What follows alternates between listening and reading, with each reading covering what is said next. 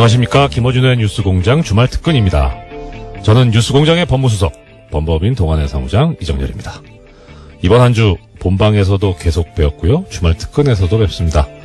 특근에서도 또 뵙게 되니 더 반갑습니다. 이번 한 주 어떠셨는지요? 정말 추웠죠? 그래도 우리는 이 추위를 이겨내면서 잘 살아오고 있습니다. 추위가 더할수록 따뜻한 봄이 가까워지고 있다는 희망을 가지고 말이죠. 우리나라 각계각층에 도사리고 있는 적폐 세력도 맹위를 떨치고 있습니다.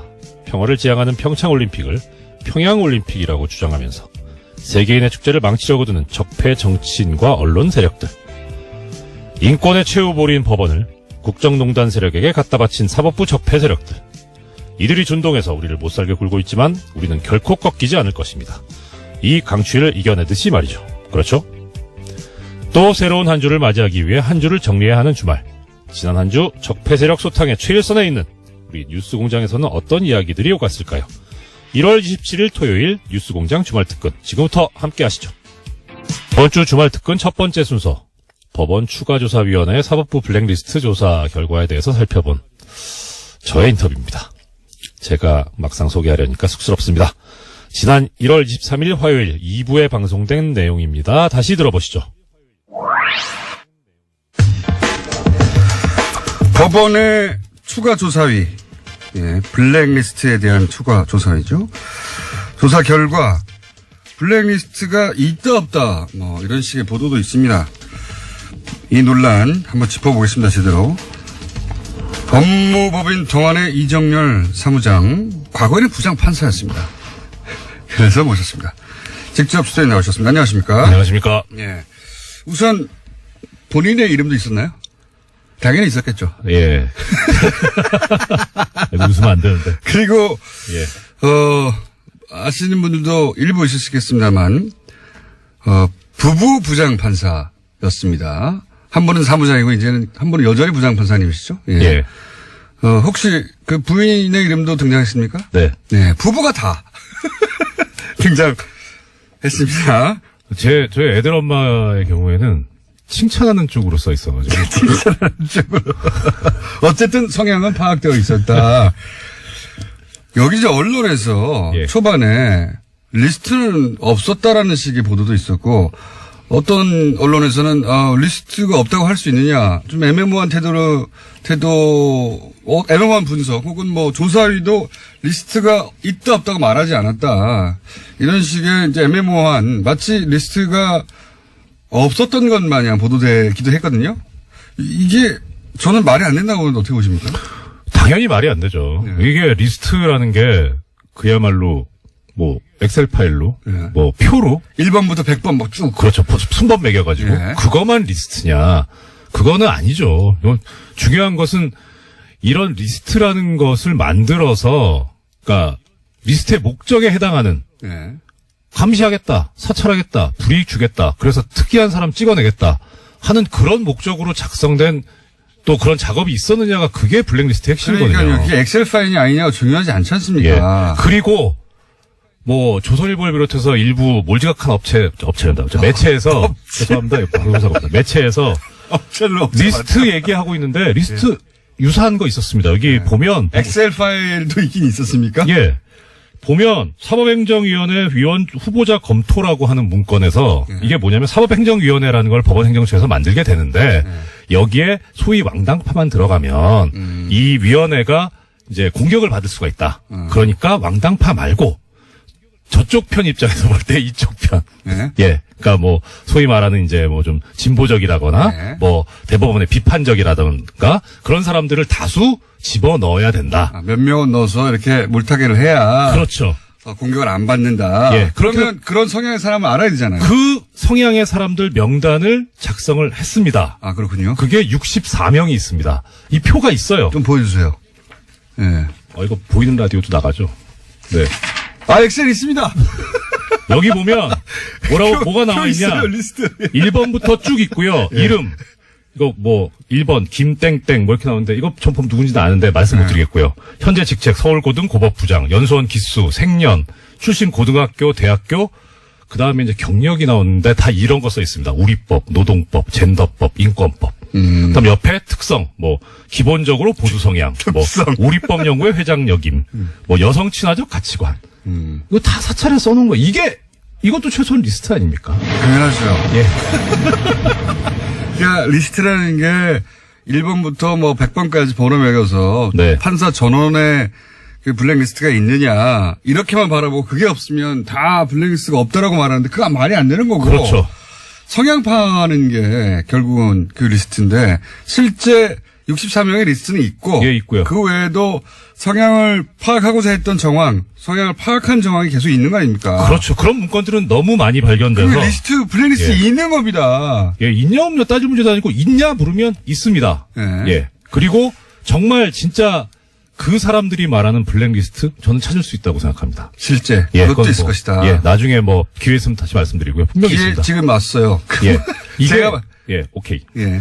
지금 이번에 이 추가조사위원회에서 그 발표를 하면서 대상이 됐던 문건들이 예. 발견된 문건들이 2015년, 2016년 판이잖아요. 예. 그럼 그 이전 건 어디 갔습니까? 그렇죠. 예. 그런 리스트는 진작부터 있었을 수 있고. 예, 그러니까 이게 지금 이게 두 가지 지금 방법이 있는데요. 하나는 어제 뭐 보도가 나오긴 했습니다만 이 법원행정처라고 하는 데가 기본적으로 판결을 쓰는 데가 아니기 때문에 판사들한테 익숙한 자리가 아니거든요. 행정직 자리겠죠. 그렇죠. 예. 그러니까 업무 인수인계가 정말 뭐 이렇게 뭐라 그래야 되죠? 타이트합니다. 아하. 그러니까 종전에 있던 자료들 다 하나도 안 버리고 축적돼서 봤거든요. 아하. 그래야지 옛날에 또 뭐라고 판사들이다 보니까 그 꼼꼼해가지고. 그렇죠. 그런 게 옛날에 문서에. 뭐라고 어떤 형식으로 썼는지를 알아야 그래야 그거를 뭐 베끼든 뭐 벤치마킹을 하든 해가지고 쓰니까 아, 그렇죠. 옛날 형식 것다 자체도 있어요. 모르니까. 다 있습니다. 그 안에 다 있다. 예, 근데 그게 지금 이제 삭제를 했겠죠. 증거인멸 한다고. 300개는 삭제했다는 나왔어 이미. 예, 그렇죠. 예. 그런데 지금 현재 이번에 그 조사 대상이 되었던 PC가 예. 보통 이제 판사들이 쓰고 있는 PC 같은 경우에는 한 2, 3년 주기로 바꿔주거든요. 교체를 합니다. 신형으로. 제일 좋은 거. 하지만 파일은 옮긴다는 거죠. 그렇죠. 파일은 옮기죠. 예. 그리고 그 쓰던 PC는 이제 법원 일반직 공무원들한테 가거든요. 예. 그러면 거기에 지금 이제 지워진 파일들이 있겠죠. 아, 그걸 조사하면 된다. 그렇죠. 근데 이거는 못 봐요. 왜냐면 법원에 이번에 지금 추가조사위원회에서는 어차피 강제 수사권이 없기 때문에 이건 그렇죠. 압수수색해야 되거든요. 이건 수사기관이 나서야 되는 거죠. 그러니까 지금 그 조사의 한계가 법원 행정처에서 근데 못 줘. 그러면 조사를 못 했다는 거잖아요. 그렇죠. 그러니까 우리는 일반적으로 아니 대법원장이 직접 나섰는데 그게 안 되나 싶은데 그게 안 되나 봐요? 그러니까 일단은 조사기 때문에 이 조사라고 하는 건 임의 수사라 그래서 상대방의 동의가 있어야 됩니다. 아. 동의가 없으면 어떤 이제 긴급 피단이라든가 어려운 이론을 들이밀면서 이제 예외적으로 극히 예외적으로 할 수 있는 거죠. 서로들 판사기 때문에. 그러니까요. 서로들 판사기 때문에 아니 당신이 동의 받았어 뭐 이런 그런 상황이기 때문에 법을 어기는 어떤 조사는 절대 할 수가 없는 거군요. 예, 그런 거에 대해서 되게 부담을 느끼죠. 그러니까 그런 부담감을 알고 있기 때문에 이 양승태나 내지는 법원 행정처에 부역했던 판사들이 저번에 들고 나온 거죠. 뭐 절차 위반이다, 사생활 침해한다 이딴 논리를 들고 나온 거죠. 이런 게 나올까 봐 그런 거죠. 그래서 지금 당연히 알죠 그 사람들은. 지금 조사했던 방식은 키워드로 네. 일부 그러니까 제출되지 않은 것은 아예 조사도 못했고 네. 일부 게다가 비밀번호가 걸려 있는 거 열어보지도 못했던 거 아닙니까? 그렇죠. 비밀번호를 모르니까. 어마어마하게 나올 수도 있는 거예요. 네. 하루빨리 수사 의뢰해야 되는 거 아닙니까 이제? 그렇죠. 이거 또 어차피 양승태 씨 같은 경우는 지금 고발당해 있거든요. 네. 그러니까 거기에다 추가해가지고 그냥 압수수색 영장 발부받아서 하면 됩니다. 그러니까 저 말씀도 나왔습니다만 원세훈 전 국정원장 재판 같은 경우에는 네. 이거 완전히 법원을 들어다 갖다 바쳤잖아요. 그렇게 느끼는 거군요. 예. 자기들은 입으로는 사법권 독립 얘기하면서 뒤로는 법원을 그것도 청와대 일개 수석비서관한테 갖다 바친 거 아닙니까? 우병우 민정수석한테. 예. 이런 작태를 벌였으니 화가 나죠. 그러니까 제가 이제 브리핑에서 우병우 민정수석이 2심에서 이제 원세훈 전 국정원장에다 실형이 나왔잖아요. 네. 예. 실형 3년이 나오니까 그러면 전원 합의체로 보내달라. 네. 그래서 실제 전원 합의체로 보내줬어요. 기가 막히죠. 이게 전원 합의체로 보내달라는 게 의미가 뭡니까? 일단 법적으로. 대법원 전원합의체라고 하는 데는 대한민국에 존재하는 법원 중에 최고 최강이죠. 아, 여기서 결정되면 뒤집기 어렵다? 예, 이것을 뒤집으려면 원래 그 대법원 전원합의체라는 데가 어떤 데냐면 종전의 판례가 잘못됐다고 생각됐을 때 그 판례를 뒤집는 데예요. 아하. 그러니까 대법원 전원합의체에서 뭔가를 했다라고 하면 하나의 판례가 되는 거고 아하. 이 판례는 향후 10년간은 최소한 효력이 있다고 봐야죠. 아하. 그러니까 그냥 일반 소부에서 대법관 3명, 4명이 하는 재판도 하급심에서는 뒤집지 못하게 하는 게 이제 이 법원조직법상의 규정이긴 한데 그건 이제 당해 재판부만 그 재판을 하는 그 재판부만 이 구속을 할 뿐이고 다른 판사들한테 미치는 영향까지는 그렇게 크진 않거든요. 근데 대법원 전원합의체는 크죠. 아하. 그러니까 지금 우병우 전 민수석이 들었던 것은 이 전원합의체에서 그 2심을 뒤집어서 네. 다시는 뒤집히지 못하게 만들려고 했던 거군요. 그렇죠. 그리고 이게 다시 파기환송돼서 어차피 뒤집자는 거였으니까 무죄 취지로 다시 파기환송돼서 어느 재판부에 가던 간에 이것은 대법원 전원합의체에서 무죄 취지로 보낸 것이니 유죄 판결을 하지 마라. 하급심의 부장판사들이나 판사들은 이거 못 짚는 거나 생각이 달라도 이렇게 받아들일 수밖에 없는 상황이군요. 그렇죠. 이거는 그냥 단지 왜 이러지라는 수준이 아니라 대법원 전원합의체에서 나온 건데 이걸 어떻게 뒤집어요. 그러니까 이런 거죠. 우병우 수석은 전원합의체 근데 전원합의체 단순히 보내라는 것만 가지고는 본인의 뜻을 달성할 수가 없어요. 그렇죠. 전원합의체 보낸 다음에 지금 20을 뒤집을 계획을 해야 네. 그래야 전원합의체 일단 보내달라고 말을 할 거 아닙니까? 그렇죠. 자기 뜻과 반대로 결론 나오면 자기 완전히 뒤집을 수 없는 상황이 되는 거잖아요, 이제는. 네. 어떻게 해줄 수 없는. 그러니까 전원합의체에 보내달라고 우병우 민정수석이 말을 했을 때는 저번 합의체에서 자신이 원하는 결과가 나오도록 할 수 있다 안 하는 믿음이 있으니까 그걸 보낸 거 아닙니까? 그거 당연하죠. 그게 1심 판결에서 나왔었잖아요. 김영한 전 민정수석 비방록에도 나오지 않습니까? 선고 결과를 미리 알고 있잖아요. 그러니까 1심 때는 다 교감을 하고 한 거예요. 네. 근데 이상하게 항소심이 특정 2심에. 재판부에 가버리게 2심 재판부는 전혀 말을 안 듣는 2심 재판부 당시 그 부장판사님 누굽니까? 이름 좀 알려드려야 아시잖아요. 공장장님 재판하신 분이에요. 그분이에요? 예. 훌륭하신 분입니다. 문현님하고 저 누구야 주진우 기자님 재판하신 분 아니에요? 저희가 무죄를 그렇게 받았군요. 아이고, 다행히, 운도 좋지, 저희가. 여담입니다만, 공장님 참, 이 재판에 있어서 대진운이 좋다. 대진운이 좋다. 네. 최근까지는. 그래서 제가, 무패의 피고인이었는데, 피의자였는데, 자. 예. 그래서 2심 재판부가 마음대로 안 돼가지고, 네. 전원합의체에 보낸 다음에, 네. 제가 이 성함을 나중에 알려드릴게요. 김상환 부장판사님. 그분이 기사도 났었죠. 네. 이 원세훈 전 국정원장 재판할 때 네. 형이 국정원 근무하는데 네. 재판에 영향을 미칠까봐 형하고도 연락 안 했다고. 그러니까요. 예. 아주 굳건한 분입니다. 네. 박수 한번 다시 드리고요. 자, 거점법관 이거에 충격받지 않습니까? 저는 이거 보고 나서 이거 5 담당제다 5 담당제 그렇게 생각했는데 스파이죠, 스파이. 빨대. 예, 빨대. 아니 실제 그리고요. 이게 더 충격적인 게 지금 판사 블랙리스트 관련해서 징계를 받은 고등법원 부장판사급 판사가 있는데 네. 이분이 국제인권법 연구회 회장도 합니다. 아하. 그러니까 네. 그 당시에 무슨 소문이 돌았냐면 저 양반이 약간 좀 보수적 성향으로 알고 있었는데 국제인권법 연구회 회장을 한다? 그러니까 국제인권법 연구회가 이렇게 탄탄한 데다, 스펙트럼이 넓고 네. 좋은 데다 이런 생각을 하고 있었는데 실제 이 양반은 가가지고 회장이 돼서 그 연구회 내 온갖 고급 정보들을 다 빼내가지고 법원경찰에 보고를 하고 그걸 가지고 대책 수립하고 있었던 거예요. 그러니까 아예 한 국가의 네. 차관급 법관이, 고위법관이 빨대가 돼가지고 활동을 한 거죠. 야, 충격적이야. 기가 막히죠. 예. 이게 그래서 저희가 이정열 전 판사님을 모신 겁니다. 이거 이제 이런 거 해설해 주셔야 되거든요, 지금. 네. 이런 해설이 지금 안 나오고 있어가지고. 할 거 되게 많은데 시간이 이렇게 빨리 가네요. 내일 또 나오세요. 저는 이 사건이 정말 중요한 사건이라고 생각하기 때문에 또 모시겠습니다. 오늘 감사합니다. 여기까지 하고요. 좀 네. 순서가 많아가지고 아쉽네요.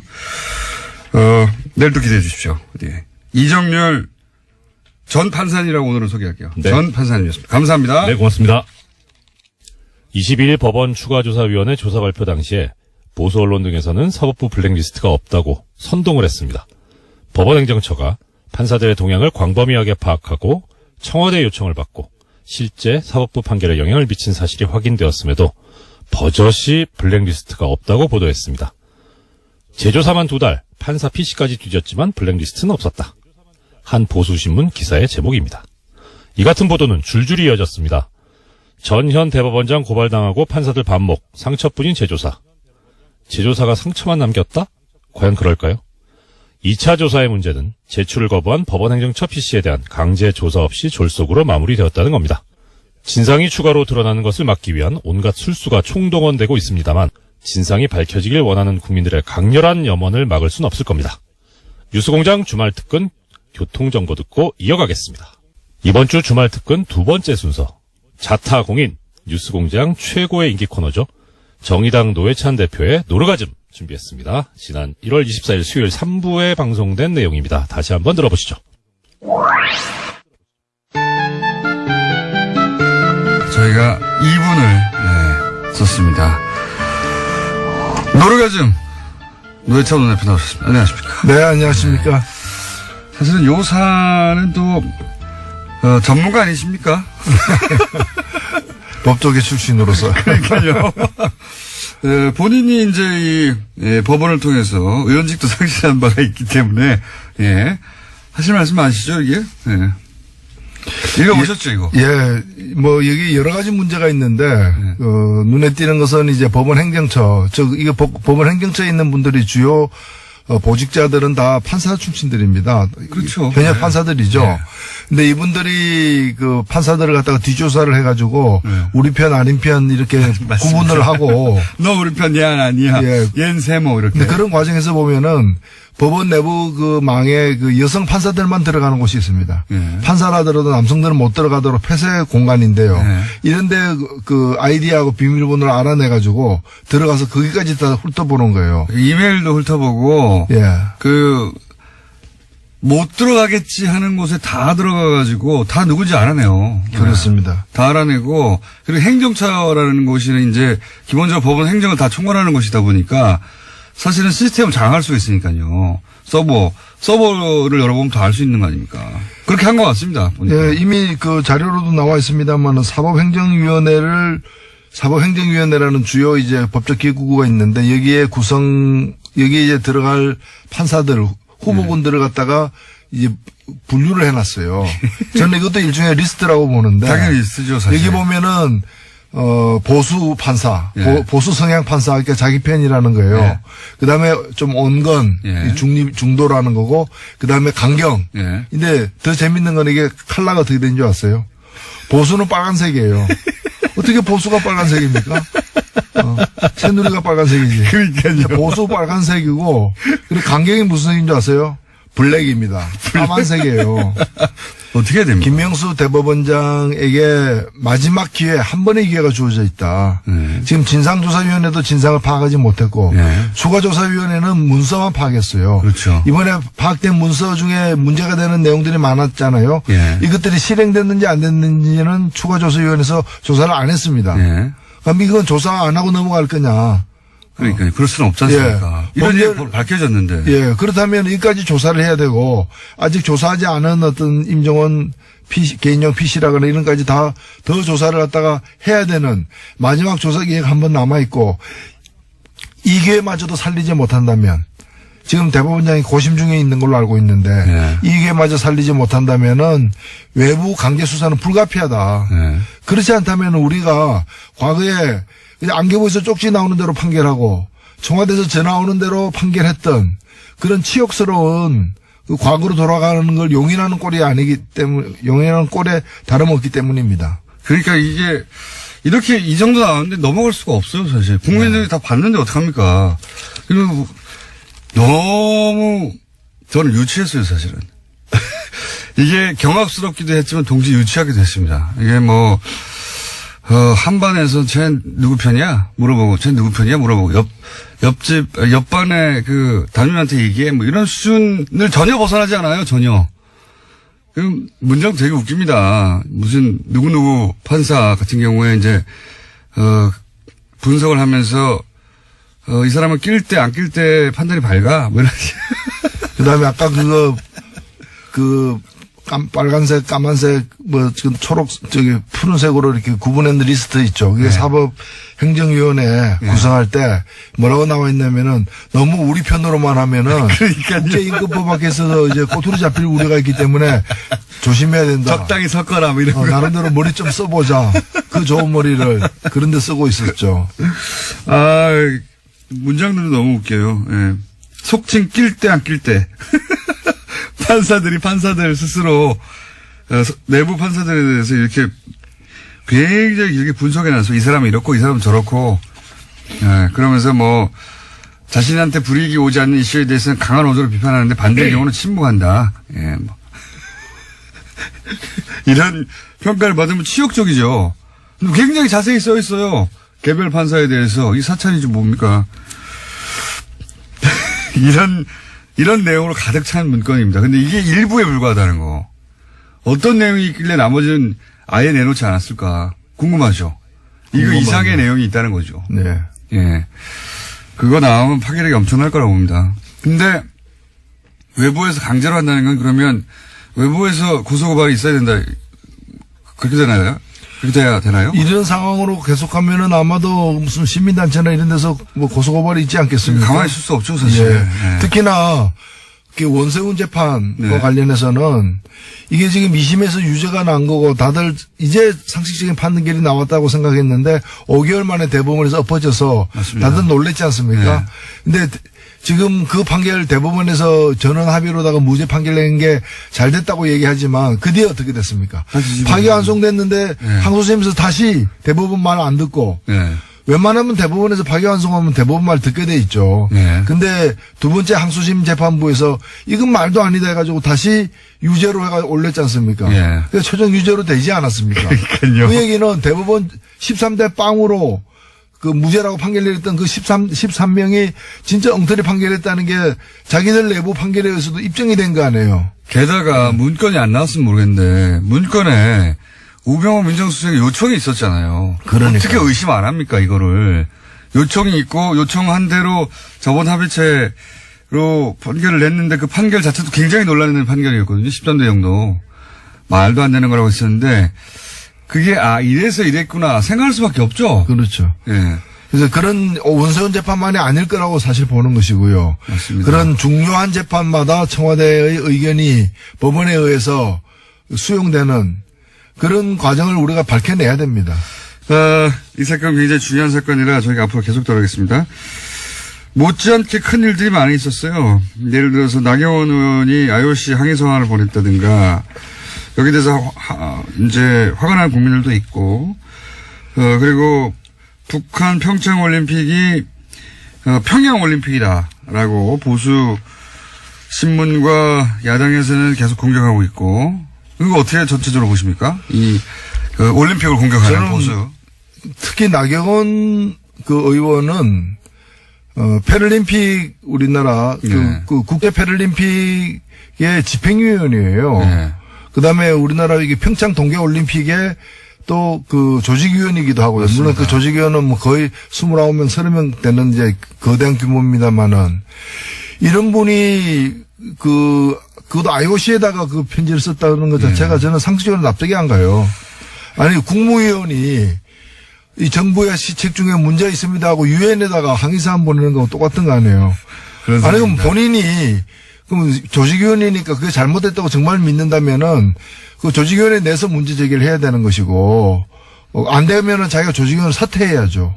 그때 성명 한 장 발표하는 정도여야지 이걸 IOC는 그리고 상식적으로 보면은 이번에 단일팀 같은 경우에는 사실 이 단일팀은 이 단일팀으로 2018년 평창 동계올림픽 지원에 관련된 특별법이 있어요. 네. 이 법에 보면은 제3조 84조에 보면은 이 단일팀을 만들도록 되어 있습니다. 그거가 근데 이 법을 누가 처음에 제안했느냐? 권성동 의원. 예. 그다음에 또 다른 당시에 그 새누리당 의원들이 두 개의 법안을 냈는데 둘 다 이게 들어가 있어요. 그러니까 자기들이 만든 법이에요. 맞습니다. 2011년에 2011년에 이명박 전 대통령 때 예. 자기들이 내서 자기들이 만든 법에 의해서 지금 시행되고 있는 거예요. 갑자기 나온 게 아니라. 예, 그런데 그걸 가지고 마치 그것 때문에 평양 그리고 이 정도 되면요, 나경원 의원 정도의 지위라면은 자기가 여자 하키 선수들 만나야 돼요. 만나가지고 정말 그 수년 동안 땀 흘려 노력했을 텐데 출전 기회나 시간이 조금 줄어들게 되어서 너무 얼마나 가슴 아프냐. 정말 미안하다. 그러나 더 크게 보자. 이 올림픽이 어떤 올림픽이냐. 지금 전쟁 중에 벌어지는 휴전과 같은 올림픽이다. 이걸 통해 가지고 우리 그 선수들 엄마 아버지 그 국민들을 좀 더 평화에 1mm라도 접근하는 계기가 되면 그게 더 큰 의미 있잖아요. 자기가 좀 달래고 맞습니다. 대책에 대해서 강구하겠다 뭐 이런 식으로 해야 될 사람이 제가 볼 때는 다른 정신은 어떤지 몰라도 올림픽 정신이 없어요. 네. 이분이 그 집행 IOC 위원인데도 올림픽 정신이 없는 결여된 현저하게 결연된 그리고 평양 올림픽이 뭡니까? 아니 뭐 평양에 무슨 컴플렉스가 있어요? 그런 식이면은 올림픽이 평양 올림픽으로 변질됐다. 그러면 음식이 완전히 그럼 평양 냉면도 문제 삼아야지. 왜 냉면은 다 평양 아니면 함흥이냐. 서울냉면, 수원냉면은 왜 없느냐. 대한요식협회에다가 이거 완전히 정치적으로 중립이 깨진 거 아니냐 이렇게 항의를 해야지. 식당마다 가면서. 두려워하는 건 평화예요. 네. 남북 간에 늘 군사적으로 이렇게 긴장돼 있고 전쟁이 언제 일어날지도 몰라야 자기들이 그나마 살 틈이 생기는데 그런 게 이제 평화로와 대화로 하면은 그렇잖아요. 핵무기 달라고 구걸하러도 다니고 막 이랬는데 평화 시절에 오면은 골치 아프잖아요 이게. 그러니까 자신들이 서식하고 이렇게 번성할 기회가 점점 적어지는 거죠. 네, 서식지가 줄어들고 네. 그러다 보니까 이제 이런 논란을 막 키우고 있는데 게다가 이 법안들도 자기가 만들었고 자기들이 집권하고 있을 때는 자기들이 인공기 옆에서 한반도기 흔들면서 엄청나게 응원도 했었어요. 예. 지금 반대하는 분들 사진이 많이 찍혀 있습니다. 북한 응원단 옆에서. 그때 그런 얘기 전혀 안 했거든요. 야, 북한은 핑계인 것이고 자기들이 궁색하게 되는 자신들의 그 처지, 그 불우한 처지가 이제 원망스러운 거죠. 불우한 처지. 자, 그렇습니다. 예. 평양 올림픽이라는 비난은 진짜 말이 안 된다고 봅니다. 예. 북한에서 이거 서울 올림픽에 왜 들러리 쓰고 있느냐, 이렇게 나온다면 얘기가 되는데, 예. 말이 안 된다고 보고, 국민당은 이제 완전한 파탄에 이른 것 같습니다. 그죠? 예. 그죠? 그걸 완전한 파탄에 이른 서로 성명전 하는 걸 보면, 예. 남북보다 더 합니다. 그 정도에 이르러서 대화는 끝인 것 같고 서로 징계하라고 하고 있고요. 예. 그냥 안타깝죠. 국민들이 이제 그런 걸 보면서 이제 뭔가 좀 이렇게 하다가 뜻이 달라질 수도 있는데 합의하에 갈라서거나 이제 그러질 왜 못하느냐. 비례대표 출당 문제는 어떻게 생각하십니까? 저는 해줘야 된다고 봐요. 저는 유승민 대표의 얘기가 옳다고 봅니다. 저는 그런 점에서는 유승민 대표가 이제 중간중간에 보면은 굉장히 이성적인 판단을 내릴 때가 늘 그렇다기보다는 중간중간에 이제. 남북 문제에서는 좀 의견이. 예, 좀 다릅니다만. 이 문제에 있어서는 그 말이 맞아요.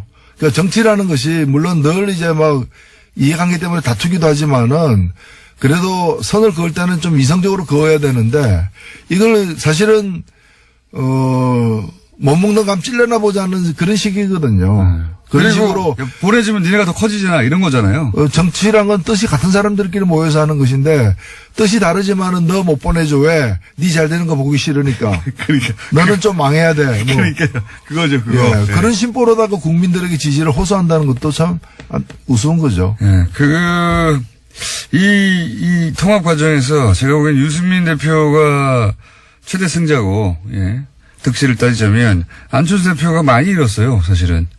민심도 많이 잃었고, 과정 중에, 일 처리 과정 중에서도.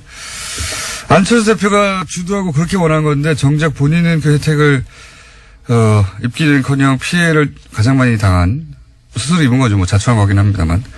그렇게 결론, 현재까지는 나오고 있는 상황인 것 같고. 시간이 다 됐네요. 혹시, 요 정계 개편 가운데, 정의당이 혹시 어느 쪽과 이렇게, 손을 잡는다든가 이럴 계제는 없을까요? 예, 뭐 정의당이 어렵긴 하지만 네. 그렇게 경직돼 있지는 않습니다. 유연하게 개방적으로 관계를 맺을 거고요. 뜻이 같은 부분들하고는 연대도 하고 정책 추진도 함께 할 수 있고요. 그러나 지금 얘기되고 있는 공동교섭단체 같은 것은 그걸 통해서 국고지원금 좀 더 많이 받고 국회 내에서 무슨 이렇게 기회나 이런 권력을 배분할 때 좀 더 좋은 조건이 되는 것 말고는 우리 국민들 앞에 같이 해야 될 이유를 설명하기가 쉽지가 않다. 그런 점에서 저는 사랑을 하지 않으면서 결혼하는 거 있죠. 비자를 얻거나 뭐 국적을 얻거나 그런 걸 우리가 뭐라고 그럽니까? 위장 결혼이잖아요. 네. 국민 앞에 위장하는 일은 없을 것입니다. 그래요. 네. 그런 얘기도 일각에서 있길래 저쪽에서 뭐 많아봐야 15석이나 그 정도 된다고 하면 정의당과 같이 이렇게 그리고 지금은 또 그런 셈법을 할 때도 아니지 않습니까? 지금은 각자 자기 세력을 잘 이렇게 보존해서 국민들 앞에 당당하게 임해야 될 때라고 봅니다. 알겠습니다. 예. 이런 얘기가 정의당 내부에서도 있긴 있습니까, 혹시? 외부에서 이제 관찰자들이 그런 얘기를 하는데. 예, 정의당 내에서는 뭐, 어제도 저희가 회의를 했습니다만은, 네. 이런 문제 제기가 바깥에서도 나오는데 한번 토의해보자. 네. 이런 얘기하는 분들이 없어요. 전부 다 뭐 파리바게트가 어떻고, 최저임금이 어떻고, 민생 문제 이런 데만 관심이 있어서. 예. 예.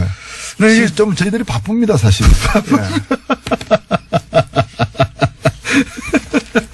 여기까지 하겠습니다. 정의당의 노회찬 원내대표였습니다. 감사합니다. 예. 평화를 두려워하는 세력이 있다. 역시 노르가즘의 노회찬 대표 나오신 말씀입니다. 평화올림픽을 두려워하는 사람들이야말로 반평화 세력 아니겠습니까? 이번 주 노회찬 대표의 노르가즘 시간 사법부 블랙리스트 추가 조사 결과 발표 내용이 줄을 이뤘는데요. 노회찬 대표도 이번에 밝혀낸 문건이 이미 일종의 리스트라고 보고 있습니다.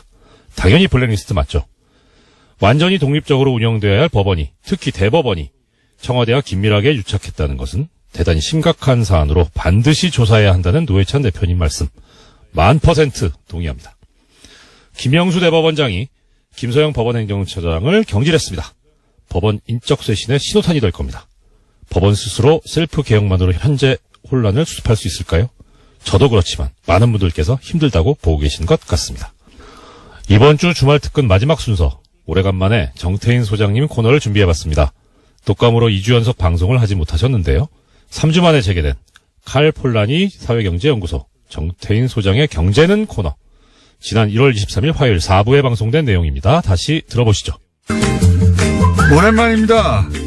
그동안 독감으로 못 나오셨던 칼 폴라니 사회경제연구소 정태인 소장님 나오셨습니다. 안녕하십니까? 네, 안녕하세요. 네. 소장님이 연속 2주 못 나오셨죠? 네. 예, 3주째 나오셨는데 소장님 어디 갔냐는 문자가 안 왔어요. 네네. 그런데, 예. 위력은 대단합니다. 제가 1월 3일 날 어머니 모시고 어딜 가느라고 하다가 주유소에서 기름을 넣었거든요. 네.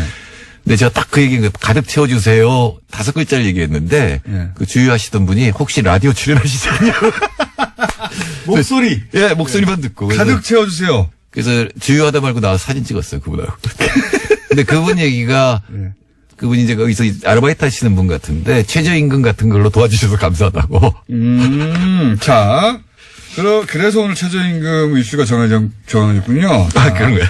이번 주 주제는 최저임금 관련해서 이제 보수 매체들이 사실은 공격을 뭐 거의 한 2주, 3주 연속으로 지속적으로 했어요. 야, 큰일 났다. 우리나라 망하게 생겼다. 막 자영업자들 다 죽었다. 뭐 이런 식의 보도를 쏟아냈는데 그래서 최저임금 관련한 얘기를 좀 다뤄보겠는데 최저임금을 올리자 야 3당도 일제히 공격을 했죠. 그래서 우선 요 얘기부터 한번 들려드리겠습니다. 그러니까 지금 안철수 대표, 홍준표 대표, 유승민 대표 모두 최저임금에 대해서 이제 문제 삼고 있는데 이분들이 다 공약이었어요. 그렇죠. 예, 기억 안 나시는 분들을 위해서 저희가 오마이TV에서 제작한 요 공약이 어떻게 발표되었고 그리고 최저임금 인상안이 발표되자 어떻게 입장을 바꿨는지 잠깐 들려드리겠습니다. 핵심만.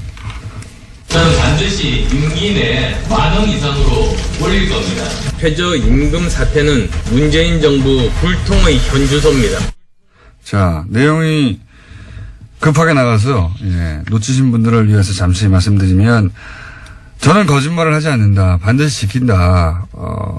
최저임금 1만 원으로 만들겠다 했는데 이제 최저임금이 올라가자 이 문재인 불통의 현주소라고 안철수 대표가 말씀하시는 게 나간 거고. 자, 다음 홍길표 대표. 최저임금 1만 원 실현 기호 2번 홍준표. 최저임금까지 급격히 올리고 있으니 이래서야 경제가 살아나고 일자리가 생길 수가 있겠습니까? 네, 마찬가지입니다. 네, 공약이었는데 최저임금이 올라가니까 경제가 죽고 일자리도 없어진다. 최저임금이 올라가니까 일자리가 없어진다. 이렇게 표현했습니다. 한마디로. 자, 유승민 대표도 마찬가지입니다. 지금의 상황에서는 최저임금 인상만이 거의 유일한 해법입니다. 최저임금이나 근로시간 단축이나 정책 전환을 하기를 촉구를 합니다. 자, 유승민 대표도 마찬가지입니다. 거의 유일한 해법이다. 그러면서 이제 유승민 대표는 좀 더 구체적으로 공약을 했어요. 안철수 대표는 임기 내라고 2022년까지죠. 그렇게 되면. 유승민 대표는 2020년까지 10,000원. 근데 이제 지금처럼 급격히 올리면 안 된다고 그랬는데 20년까지 10,000원 올리려면 매년 한 15% 정도 올라가야 돼요. 네. 네. 급격히 올라가야 됩니다. 사실은 당시에 5명의 후보가 3년이냐 5년이냐의 차이가 있었지 다 10,000원까지 올린다는 약속을 했죠. 그렇죠. 네, 둘 중에 하나잖아요. 그러니까 그때 얘기가 거짓말이었던가, 그러니까 속으로는 안 되는데 표 얻으려고 했던가, 아니면은 그땐 맞았는데 지금 1년 사이에 경제가 나빠져서 이제 안 되겠다라고 판단하든가 둘 중에 하나잖아요. 그렇죠. 예, 첫 번째는 이제 얘기할 필요가 없고 거짓말한 거니까. 그럼 1년 만에 경제가 나빠졌냐?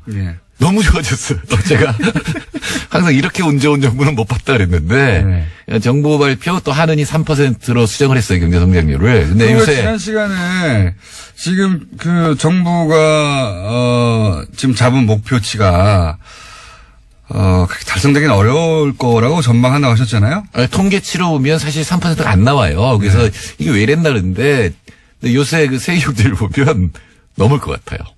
오히려 정부 전망보다도? 네, IMF 전망이 3.6%인데 요새 보면 한 5% 넘을 것 같아요. 특히 중국이 7% 넘어갔어요, 이미. 근데 우리가 굉장히 거기에 영향을 받기 때문에 그러니까 수출이 굉장히 나쁠 때 내수를 늘리느라고 특히 임금을 올리면 문제가 될 수가 있는데 지금 상황이 좋기 때문에 수출과 내수가 동시에 늘어날 때가 제일 좋거든요. 그때는 개혁을 할 수 있는 그 시간입니다. 그래서 지나가 봐야 알겠지만 문제 없을 거고 저는 사실 고마워요. 유승민 대표나 이제 홍준표 대표나 이런 얘기 하는 게 야, 이렇게 사람들이 서민을 걱정하고 자영업을 걱정했었나? 이렇게 계속 이런 얘기를 해주셨으면 좋겠다는 생각을 하지만 한 1년 지나면은 이분들 얘기가 틀렸다는 게 증명이 될 겁니다. 지금 해법은 일하는 시간을 좀 줄여라 전체적으로. 그러니까 일하는 시간을 줄이듯이 이렇게 생산성이 올라가는 방법들이 나온다는 거죠. 앞으로 이렇게 가면. 예, 물론 아르바이트 하는 쪽에서는 노동 강도가 강해졌다고 얘기를 할 수가 있겠는데 대신에 단가가 올라간 거잖아요. 시급이. 그러니까 그런 식으로 해서 생산성 향상분이 이 임금 올라간 거를 흡수하는 게 분명히 있거든요. 그게 실제 이런 현실에서 일어나는 일입니다. 실제 이런 정책을 쓰게 되면 결국 그런 방향으로 가게 됩니까? 네. 그리고 전체 수요는 아까 말씀드린 듯이 경제가 좋기 때문에 전체 수요 늘어나요. 그렇기 때문에 생산성 향상분하고 수요 증가분 때문에 현재는 이 충격이 다 흡수될 수 있는 그런 정도의 상황이다. 그리고 이게 전 세계적으로 여태까지 최저임금을 올렸을 때 어떤 일이 벌어지느냐는 고용에 효과가 없다. 그러니까 늘어나지도 않고 줄어들지도 않는다였고 그다음에 그게 전 세계적인 사례다. 여태까지 수천 개의 사례를 학자들이 연구를 했거든요. 근데 최저임금이 이만큼 올랐을 때 그러면 각국의 경제 상황은 조금씩 다르겠지만 각국에 미친 영향을 사례를 연구해 보면 90% 이상이 고용에 영향이 없다예요. 고용 영향이 사실은 없다. 그 생산성 흡수를 하거든요. 생산성을 향상시켜서 흡수를 하는 게 작용을 하기 때문에 고용에 영향이 없습니다. 그러니까 지금 제가 자신 있게 얘기할 수 있는데 더구나 경제가 좋아져요. 그래서 문제가 없을 겁니다. 게다가 정부가 지금 일부 지원해 준다는 거 아니겠습니까? 네네. 이거는 혹시나 그렇게 생산성 향상이라든가 이런 게 흡수하지 못하면 진짜 어려울 수 있으니까 일부 이제 지원을 해줘서 그 충격을 흡수해 주겠다는 거거든요. 자, 그러면 이제 정책 이반자의 관점에서 그리고 이제 지금 그 소장님처럼 전 세계 사례를 그동안 연구해 온 연구자의 입장에서 개별적으로는 어떤 집은 조금 더 힘들고 어떤 집은 덜 힘들 수 있지만 업소가 경제 전체로 보자면 결국은 이 정도 다 흡수하게 되어 있다. 그리고 그러니까 어쩌면은 이 자영업자나 이런 쪽에서 그동안의 비합리적인 일들이 있잖아요. 제가 말씀드린 밤새 영업. 식당이나 뭐 이런 데서 밤새 영업하는 건 사실 굉장히 비효율적인 거거든요. 임금이 너무 낮기 때문에 그런 일을 했던 거예요. 어떻게 보면. 24시간 예를 들어서 가게를 했는데 어떤 가게가. 네. 그러면 이렇게 되면 보다 효율적인 운영을 하도록 바뀌게 되어 있다. 네. 물론 소비자 입장에서는 아무 때나 사던 거 못하게 되겠죠. 네. 그거는 3시간 문 닫는다든가 24시간. 네, 근데 그게 정확하면 3시간 전에 살 거 아니에요.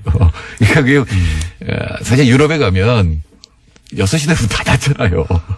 불편해요. 불편하죠. 한국에 살다가. 한국에 살다가 그게 불편한데. 한국에 살다가 거기 가면 이 사람들 왜 이렇게 일찍 문 닫아 이렇게. 네, 되죠. 이거야말로 이제 우리가 판단할 거예요. 우리가 어떻게 행동하는 게 남들한테도 이익이고 나한테도 좋은 일인지. 이 말씀은 이런 거네요. 그러니까 결국은 이제 그 임금이 조금씩 더 올라가고, 예. 그게 이제 자영업자의 관점에서 당장 힘들어 보이지만 결국은 효율을 더 높이고 혹은 삶의 방향도 좀 바꾸게 되고 점점 그 방향으로 가는 게 맞지 않냐. 네, 그러니까 1인당 GDP 3만 달러의 삶이라는 거는 예. 집처럼 살면 안 돼요. 못 살아요, 그렇게 하면. 그러니까 외국에 가서 불편한 것 중에 하나는 거기 임금이 너무 높기 때문에 우리한테 지금 제공되는 서비스가 제공 안 되는 거거든요. 밤에 막 주문해도 막 오고 이거는 사실 이제 없어져야 되는 어떤 상황이라고 봐야 되는 거지. 그러니까 소비자들이 약간의 불편을 감수하면 최저임금의 효과는 그 충격파는 없을 것이다라는 게 제 생각이고. 그러니까 내가 조금만 불편하면 불편한 게 아니라 그게 정상인 거고 남을 생각하는 삶에 맞게. 익숙해졌으니까요. 근데 예, 어떡합니까? 너무 익숙해졌죠. 예. 아무 때나 배달하고 24시간 식당도 막 있어야 되고. 네, 임금이 너무 낮아졌기 때문에 그런 게 가능한 거죠. 그게 좀 올라가면 그런 정도의 불편 같은 거는 감수해야죠. 자, 근데 이제 거꾸로 이런 정책, 그러니까 지원하는 정책 효과 냅니까? 네. 그러니까 과도기적으로는 효과가 있을 수가 있죠. 근데 전체적으로는 충격이 흡수되는 동안 지원될 수가 있는 거고요. 저는 또 정부가 이 지원하는 것도 신청하게 하지 말고 그냥 통장에 그냥 집어넣어줬으면 좋겠어요. 이미 다 파악하고 있을 거 아니에요? 알겠습니다. 집어넣어주고 거기에 대해서 불만 있는 사람들이 더 달라고 하든가 이렇게 하면. 정태인 소장님이었습니다. 안녕. 공약할 때 공짜가 빌공짜 공약이라는 말이 있긴 하죠. 지난 대선 때 최저임금 1만 원까지 인상을 주장했던 대선 주자들, 지금 모두 야당 대표들이 되셨는데 불과 몇 개월 만에 너무나 다른 이야기들을 하고 계십니다. 단기 기억 상실증? 아니면 선택적 기억 상실증? 답은 하나입니다. 우리 유권자들이 똑똑히 기억하고 우리의 귀한 권리, 귀한 표를 똑똑하게 행사해야 합니다. 선거 때만 유권자 앞에 조아리고 선거 끝나면 언제 그런 소리 했냐고 돌변하는 정치인들에게 우리의 아까운 표 제발 주지 맙시다. 교통정보 듣고 이어가겠습니다. 뉴스공장 주말 특근을 마칠 때가 되었습니다. 다름과 틀림을 구별해야 한다는 말이 있습니다. 나와 생각이 다르더라도 그 생각은 존중받아야겠죠. 그게 다양성과 언론의 자유를 보장하는 우리 헌법과 민주주의 정신이니까요. 그렇지만 틀린 것까지는 존중되어서는 안 됩니다. 그건 없어져야 되고 없애야 합니다. 그래야 우리 공동체가 건강해질 수 있으니까요. 지난 한 주 판사 블랙리스트가 계속 화제였습니다. 어떤 몰지각한 자들은 이렇게 이야기하더군요. 판사 블랙리스트는 없었다고요. 틀린 이야기죠. 이런 망발을 하는 자들에게 이렇게 이야기해보고 싶습니다. 땡땡당의 K땡땡 의원님, 땡땡일보의 C땡땡 기자님, 당신들을 상대로 이번에 발견된 것과 같은 문건 만들어도 되겠지? 그건 블랙리스트가 아니잖아. 답하지 않으면 동의한 것으로 알고 내가 만들어주겠네. 뉴스공장 주말 특근, 오늘 준비한 수는 여기까지입니다. 지금까지 제작의 정경훈, 노소정 PD, 이미지 이윤정, 박지혜 작가가 함께했습니다. 저는 연일 계속되는 근무에도 불구하고 여전히 비정규직인 특근자, 법무법인 동아의 사무장 이정렬이었습니다. 비정규직이 완전히 없어지는 그날까지 안녕.